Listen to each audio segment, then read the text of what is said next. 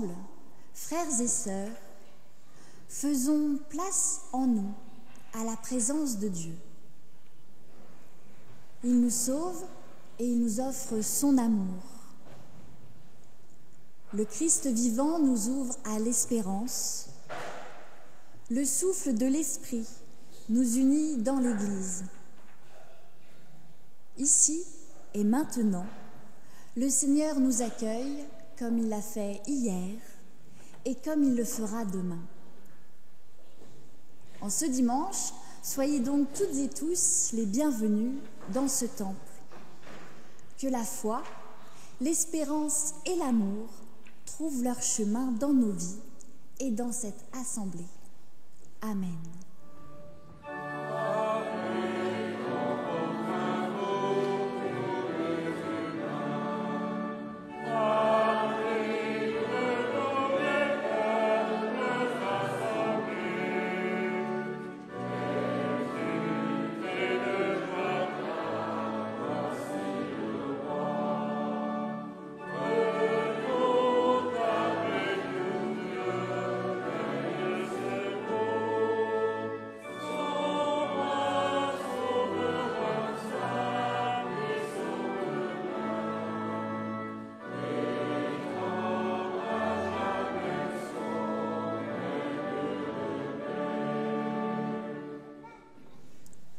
J'ai espéré le Seigneur. Il s'est incliné vers moi. Il a entendu mes appels au secours. Il m'a fait remonter du gouffre de destruction, de la boue, de la fange. Il a placé mes pieds sur le roc. Il a affermi mes pas. Il a mis dans ma bouche un chant nouveau, une louange à notre Dieu. Beaucoup le verront, ils seront saisis de crainte et ils mettront leur confiance dans le Seigneur. Heureux l'homme qui fait du Seigneur sa confiance, qui ne se tourne pas vers les gens arrogants et les partisans du mensonge. Tu as fait beaucoup de choses étonnantes, Seigneur mon Dieu, dans les plans que tu avais pour nous. Rien n'est incomparable à toi. Je voudrais dire ces choses, les proclamer. Elles sont trop nombreuses pour être comptées. Tu n'as pas pris plaisir au sacrifice ni à l'offrande. Tu m'as ouvert les oreilles. Tu n'as demandé ni holocauste, ni sacrifice pour le péché.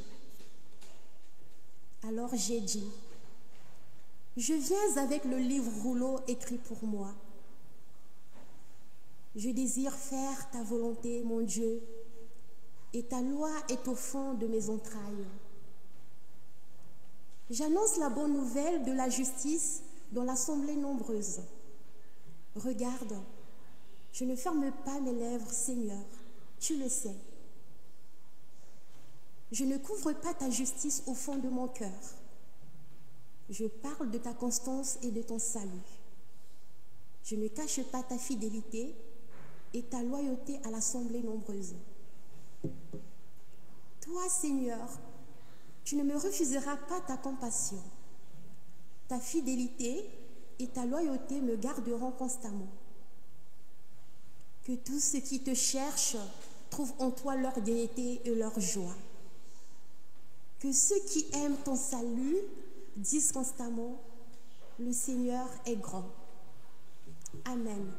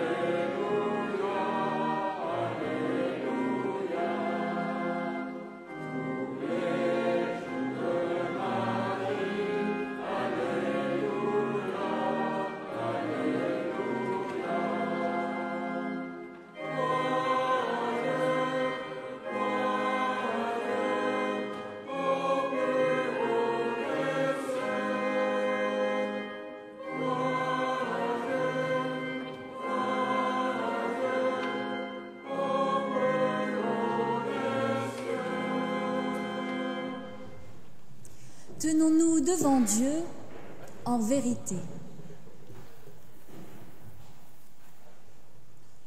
Notre Dieu, qu'il est rude parfois de vivre de notre baptême, qu'il est difficile de mourir à tout ce qui nous éloigne de toi, de vivre à contre-courant de ce monde, de prendre soin les uns des autres. Parfois, il nous arrive de nous noyer dans la masse de choses à faire et d'oublier qu'en toi seul, nous sommes sauvés. Parfois, il nous arrive d'oublier de nourrir notre foi par la lecture de la Bible et le partage de ta parole en Église.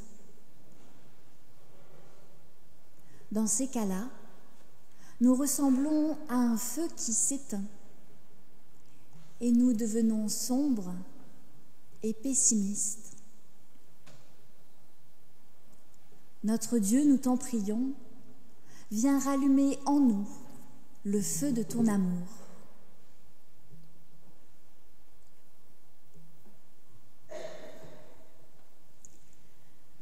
Ma sœur, mon frère, en Jésus-Christ, une lumière, une espérance s'est allumée. Rien ni personne ne peut nous séparer de l'amour de Dieu. Il nous donne de croire qu'en toute impasse s'ouvre un passage. Jésus-Christ est source d'eau vive à laquelle nous pouvons nous abreuver. Il est le feu qui nous réchauffe et qui nous éclaire. Il ouvre en nos cœurs des chemins de vie, des chemins de confiance et des chemins d'espérance. Et voici ce que nous dit Jésus. Vous êtes lumière du monde. Soyons donc lumineux, soyons donc rayonnants, remplis de la parole de Dieu comme un feu qui nous réchauffe et qui nous éclaire. Voilà notre mission de chrétiens, être lumineux pour nos sœurs et pour nos frères, en Christ et dans le monde. Ayons confiance, soyons dans la joie, car c'est le Christ lui-même qui nous montre le chemin. Amen.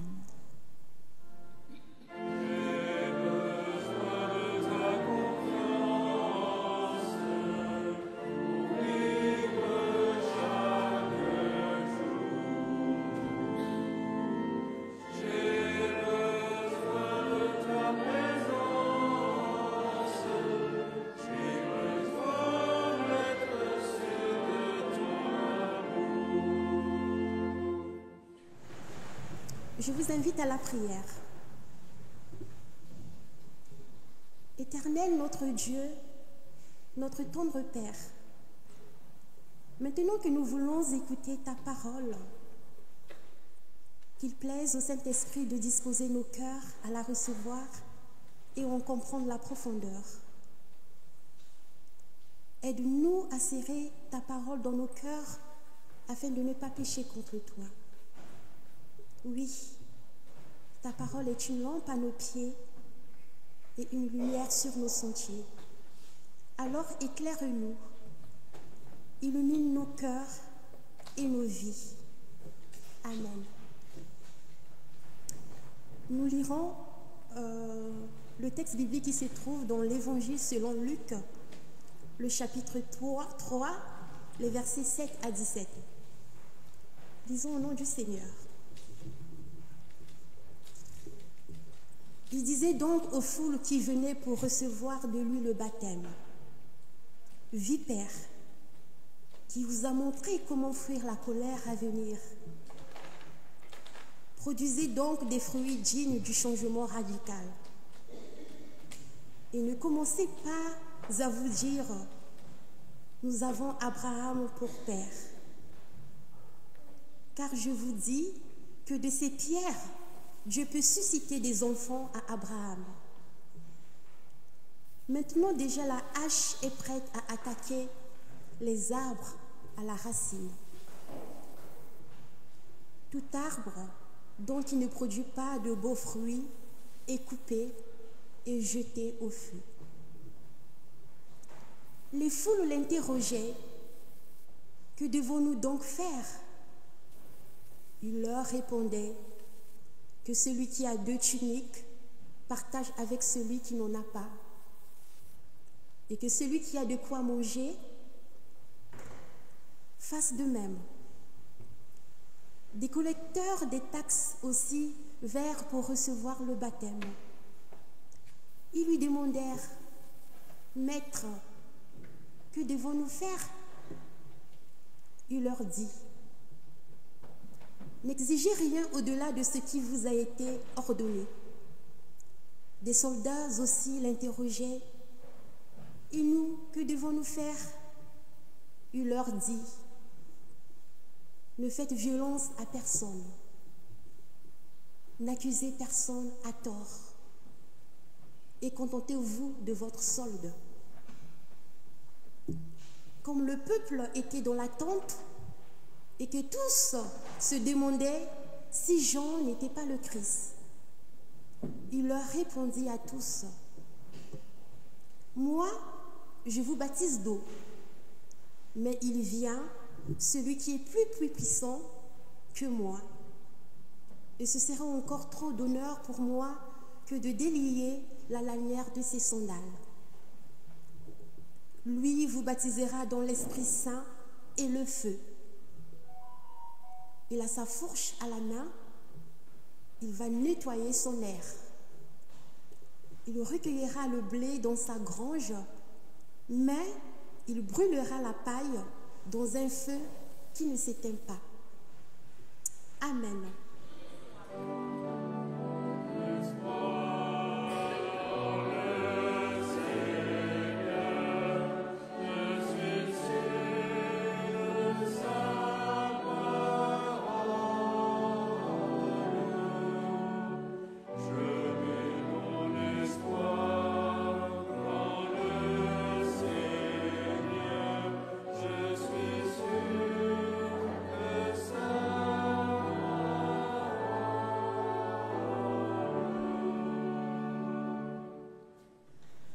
En ce moment, je réfléchis beaucoup au sens du baptême dans nos églises.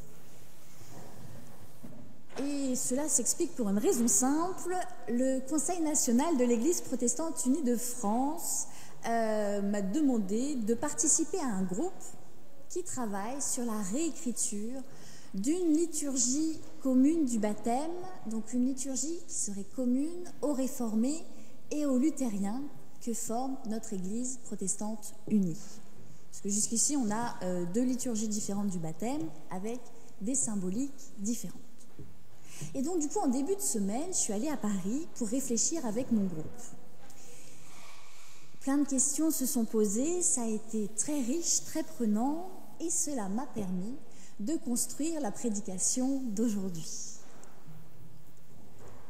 Aujourd'hui, je vous propose donc de méditer sur ce que c'est que le baptême à travers ce texte de Luc que nous venons d'entendre, et ce pour plusieurs raisons. D'abord parce qu'il est bon de se re-questionner, de se rappeler sur pourquoi est-ce que j'ai été baptisée, pourquoi est-ce que j'ai demandé le baptême, pourquoi est-ce que je n'ai pas demandé le baptême, et est-ce que le baptême c'est quelque chose qui arrive dans nos vies à un instant T, et puis après, on l'oublie, ou est-ce que c'est quelque chose qui est appelé à vivre en nous, à nous ressourcer régulièrement? Tout commence avec Jean le Baptiste, qui demande à ceux qui viennent le voir de changer radicalement et de produire du fruit. Il dit: Produisez donc des fruits dignes du changement radical et ne commencez pas à dire « Nous avons Abraham pour père ». Car je vous le dis, de ces pierres, Dieu peut susciter des enfants à Abraham. Ne commencez pas à vous dire « nous avons Abraham pour père ». C'est-à-dire, ne croyez pas que vous êtes sauvés, que vous êtes croyants par héritage. Peu importe qui étaient vos ancêtres, peu importe que dans votre arbre généalogique, il y ait eu des résistants, des hommes qui soient partis aux galères à cause de leur foi.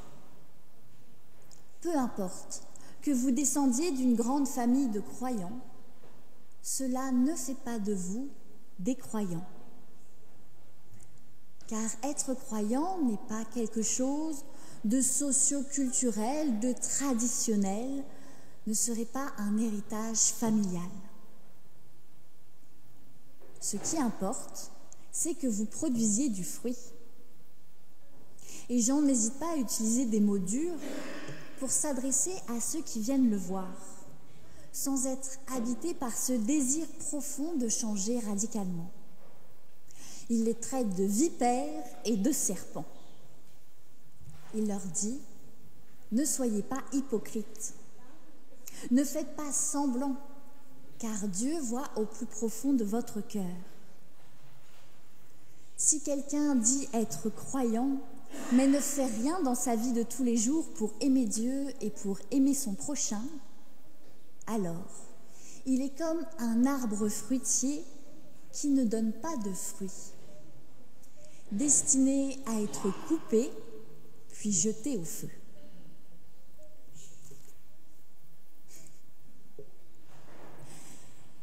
Comme tous les ans, cette année, la pastorale propose aux jeunes collégiens et lycéens de préparer leur baptême et leur confirmation ensemble. Nous proposons, nous expliquons ce qu'est le baptême, mais surtout nous n'imposons rien. Ce n'est pas parce que l'on n'est pas baptisé que l'on ne fait pas partie de cette Église, disons-nous aux jeunes. Ce n'est pas parce que vos parents, vos frères, vos sœurs sont baptisés que vous devez impérativement le faire. Car au cœur de votre baptême, il doit y avoir un élan du cœur personnel. Il faut que cela fasse sens, qu'il y ait un désir de changement radical. Et cette démarche, elle est profondément intime. Ce que Jean reproche aux foules qui viennent le voir, c'est de venir par effet de mode, par pression sociale. Si tout le monde reçoit le baptême, alors je vais faire comme tout le monde pour ne pas être montré du doigt, pour intégrer un cercle. Et Jean dit non, surtout pas. Un baptême comme cela ne sert à rien, car il faut que cela vienne d'un désir profond, d'un appel de Dieu et d'une réponse de ma part. Le baptême, c'est d'abord un élan entre moi et Dieu.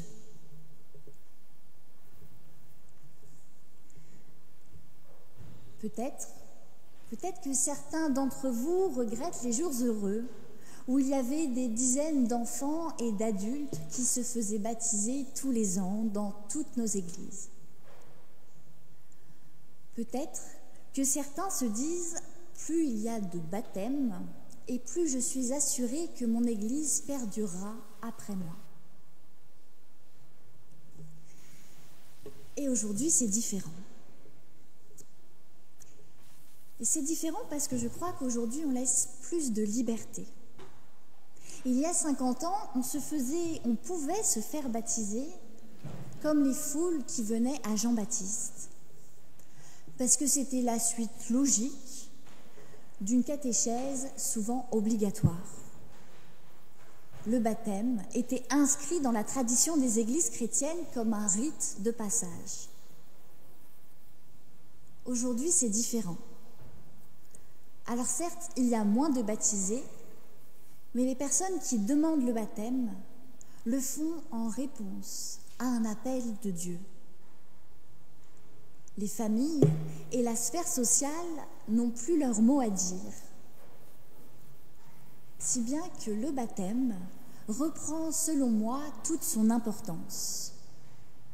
Lorsqu'un jeune demande le baptême, c'est parce qu'il reconnaît que Dieu l'aime et l'appelle à l'amour. C'est parce qu'il croit profondément que ce sacrement, si mystérieux et incompréhensible soit-il, a une valeur profonde et que cela va nourrir sa foi dans les années à venir. Lorsqu'il y a un baptême aujourd'hui, c'est une source de joie pour toute l'Église, car c'est un choix qui a été mûrement réfléchi. Et nous, Église, nous avons à nous réjouir de cela.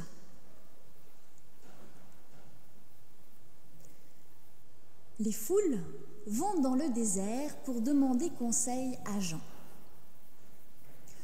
Ok, nous avons compris que nous devons changer, mais comment ? Que devons-nous faire concrètement dans notre vie de tous les jours ? Est-ce que nous devons changer de métier ? Jean répond non. Que le collecteur de taxes reste collecteur de taxes, que le soldat reste soldat. Et cela est étonnant, car ces deux métiers ne sont pas bien vus. Le collecteur de taxes a le pouvoir de prendre l'argent des autres, ce qui ne fait jamais plaisir, et le soldat a le pouvoir d'enlever la vie. Aujourd'hui encore, on n'a pas très envie d'avoir un contrôleur fiscal ou un policier qui frappe à notre porte. Mais Jean nous dit, ne changez pas de métier, mais n'abusez surtout pas de votre pouvoir.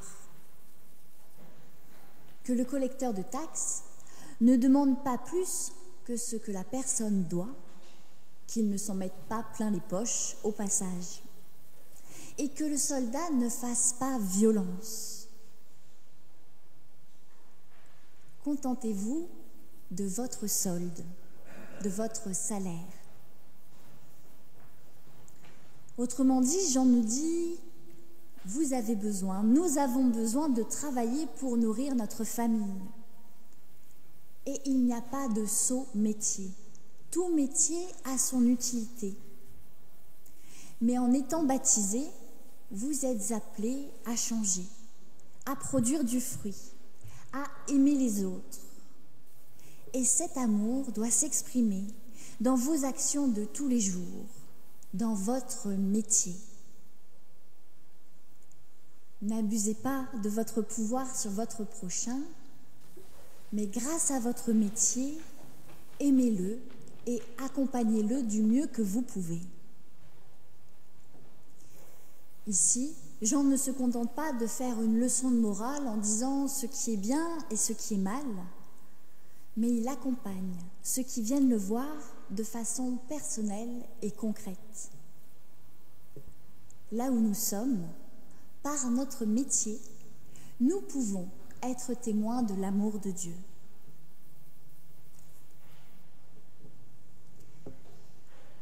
Lorsqu'on demande le baptême aujourd'hui, on se prépare avant. Et souvent, c'est le pasteur qui accompagne le futur baptisé. Il répond à ses questions, il lui demande de lire la Bible, en tout cas un morceau. Il l'aide à comprendre le sens de son engagement. Le pasteur a pour mission d'accompagner le baptisé et de lui demander « Qu'est-ce que le baptême pour toi ?»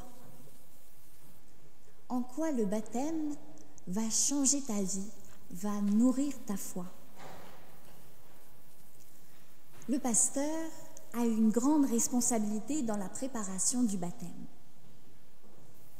Mais la responsabilité est partagée par la communauté. Que la communauté accompagne le baptisé est essentiel. Il est essentiel de pouvoir échanger avec des pères, avec des anciens baptisés pour mieux se préparer. Il est essentiel de pouvoir partager ses expériences de vie, de confronter ces différentes interprétations sur le sens du baptême, car le baptême a beaucoup de sens différents qui ne sont pas incompatibles. La communauté a pour mission d'accompagner toute nouvelle personne qui arrive et qui veut cheminer sur le chemin de la foi.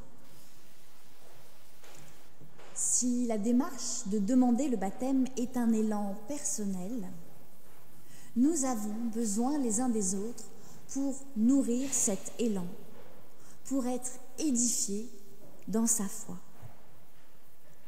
Le baptême est donc aussi un engagement communautaire.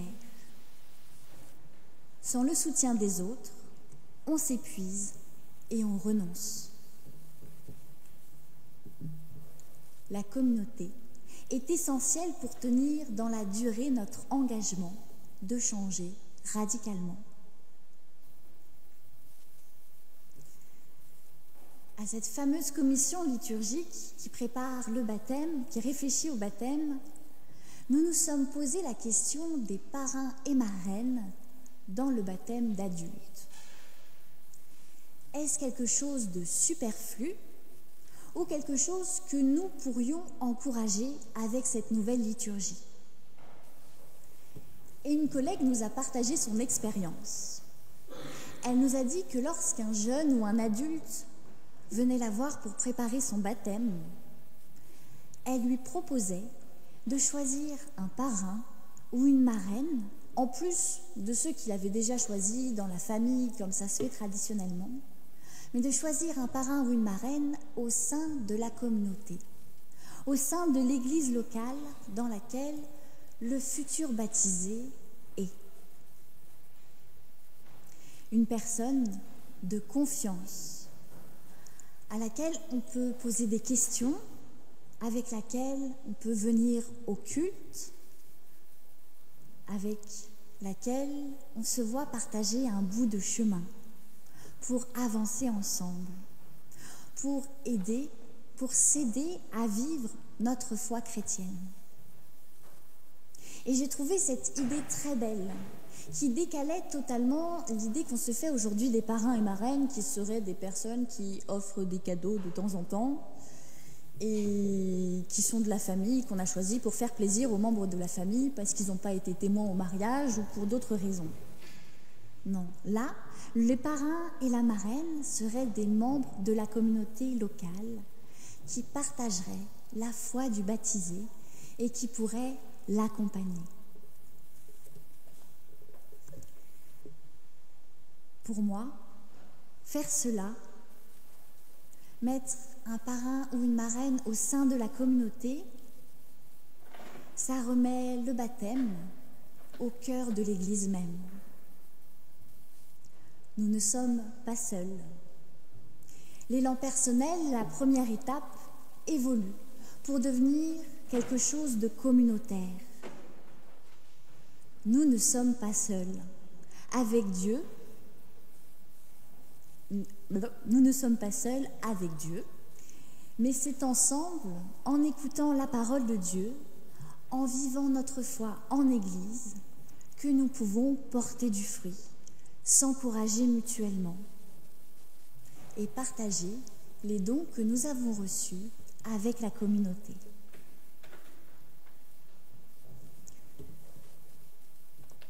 Le peuple qui va voir Jean-Baptiste est dans l'attente du Christ.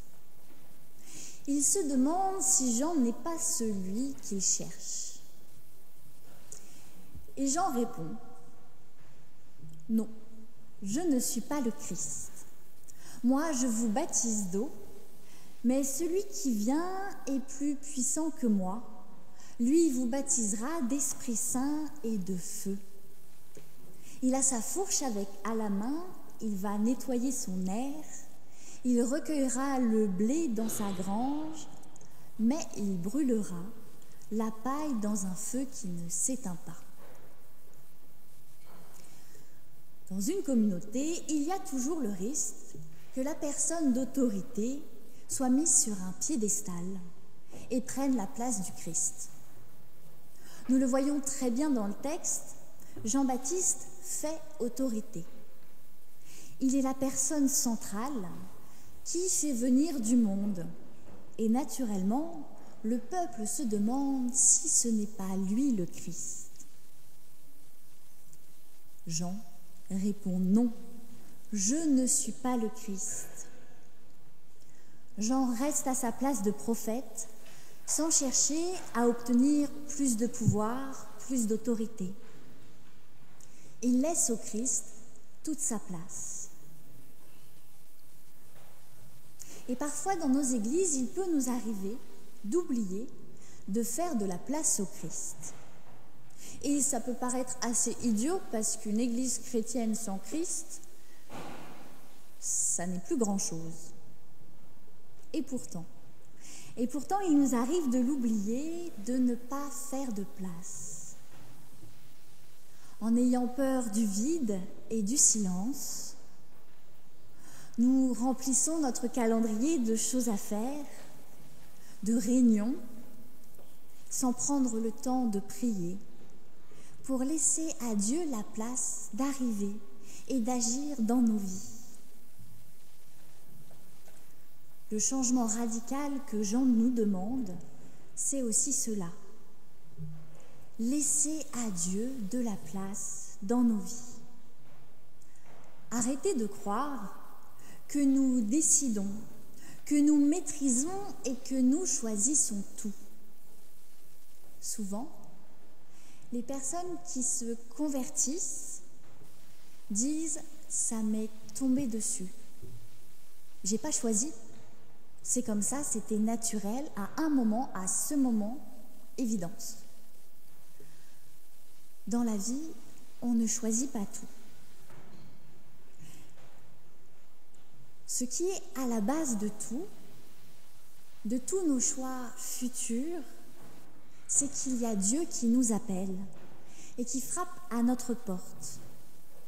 Et si nous ne nous arrêtons pas, alors l'appel devient inaudible et nous passons à côté de l'essentiel. Être présent individuellement et collectivement à la présence de Dieu. C'est le Christ seul qui est le maître, pas le pasteur, pas la présidente du conseil presbytéral, ni la présidente du conseil national de l'Église, mais bien le Christ. Pour qu'un arbre porte du fruit, il lui faut de la lumière et de l'espace.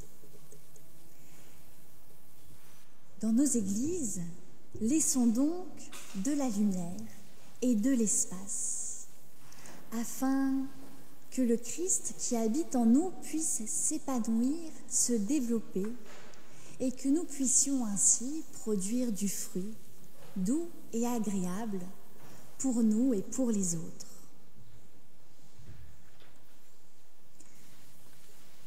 Dernier point. Baptême d'eau et baptême d'esprit et de feu.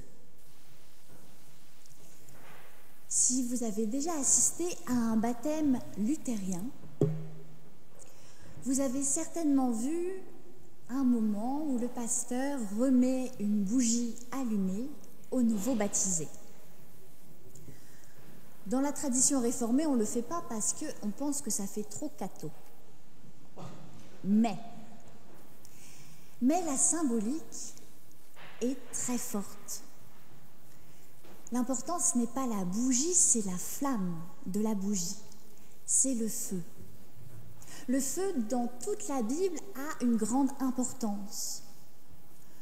Le feu purifie, le feu réchauffe, le feu apporte de la lumière. Le feu, c'est ce qui symbolise la parole de Dieu. Peut-être que vous pensez à l'épisode du buisson ardent, et vous avez bien raison. À ce moment-là, quand Moïse monte sur sa petite colline et voit le buisson en feu, c'est Dieu qui est dans ce feu. Un feu assez surprenant parce qu'il ne brûle pas le buisson. Et lors de la Pentecôte, lorsque les disciples reçoivent l'Esprit Saint a la forme de langue de feu. pas de langue d'eau, de langue de feu. Lorsque Jean-Baptiste affirme que le Christ recueillera le blé dans sa grange, mais brûlera la paille, il s'agit là d'une bonne nouvelle. Le fruit que nous portons, que nous avons porté et que nous porterons durant notre vie sera gardé précieusement dans le grenier de Dieu, quelle que soit sa forme. Cela ne sera pas perdu. Et tout ce qui en nous n'était pas œuvre, n'était pas parfait, est éloigné de Dieu et brûlé afin d'être purifié.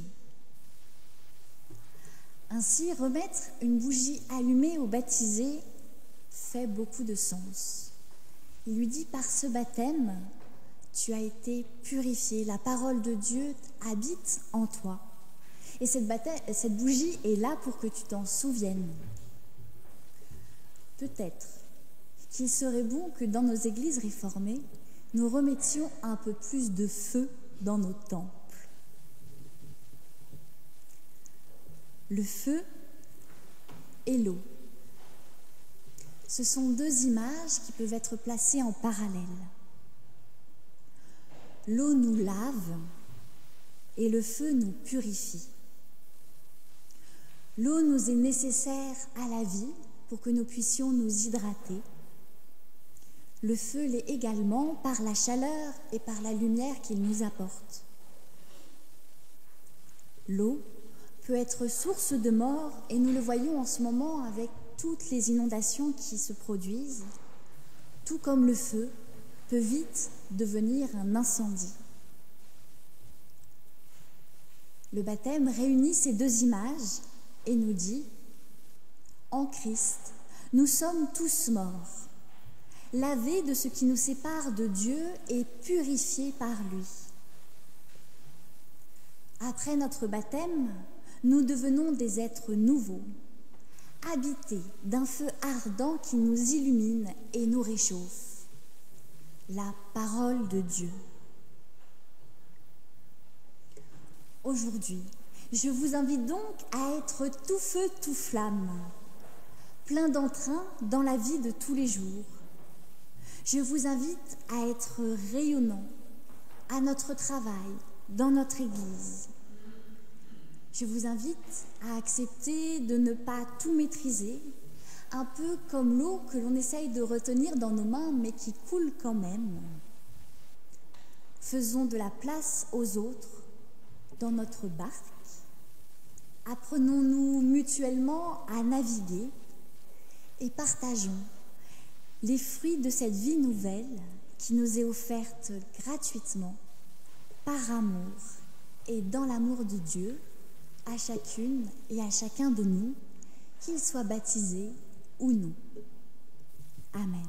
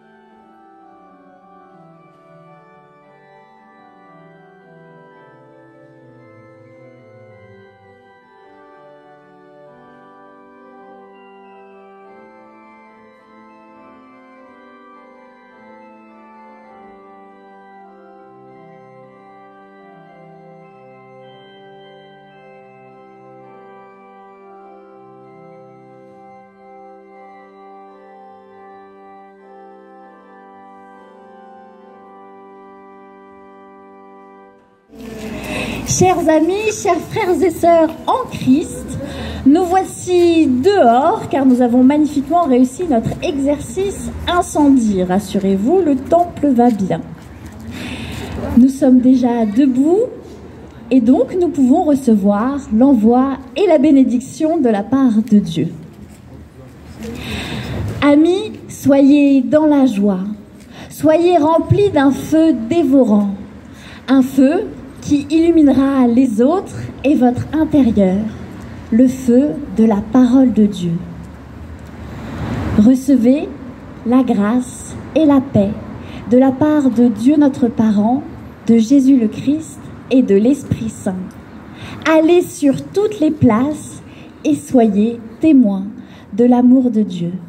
Amen. Et vous pouvez rester là pour papoter, c'est très joli. On devrait même tourner la caméra pour regarder tout le monde. Vous êtes magnifiques. Bon dimanche à